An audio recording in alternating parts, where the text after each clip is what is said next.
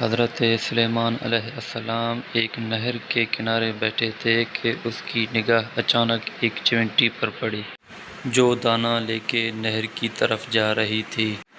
تو حضرت سلیمان علیہ السلام اسے غور سے دیکھنے لگے۔ جب چیونٹی پانی کے قریب پہنچی تو اچانک ایک مینڈک نے اپنا سر پانی سے نکالا۔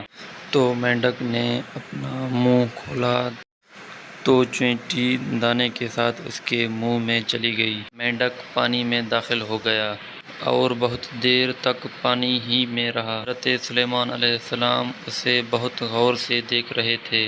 کچھ ہی دیر میں مینڈک پانی سے نکلا۔ تو مینڈک نے اپنا منہ کھولا تو چیونٹی باہر نکلی، البتہ اس کے ساتھ دانہ نہ تھا۔ تو حضرت سلیمان علیہ السلام نے اسے بلایا اور معلوم کیا کہ ماجرا کیا تھا اور وہ کہاں گئی تھی۔ اس نے بتایا کہ اے اللہ کے نبی، آپ جو نہر کے تہہ میں ایک بڑا کھوکھلا سا پتھر دیکھ رہے ہیں، اس کے اندر بہت سے اندھے کیڑے مکوڑے ہیں۔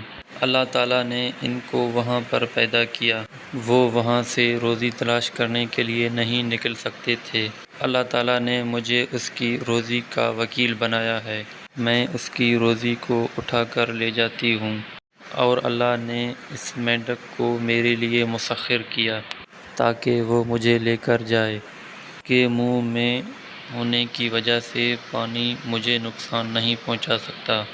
وہ اپنا منہ بند پتھر کے سوراخ کے سامنے کھول دیتا ہے، میں اس میں داخل ہو جاتی ہوں۔ جب میں اس کا روزی پہنچا کے پتھر کے سوراخ سے اس کے منہ میں آ جاتی ہوں تو مینڈک مجھے پانی سے باہر آ کے نکال دیتا ہے۔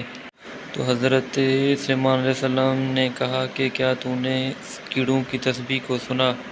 تو چیونٹی نے بتایا، ہاں، وہ سب کہتے ہیں، پاک ہے وہ رب جو مجھے اس گہرے پانی کے اندر بھی نہیں بھولتا۔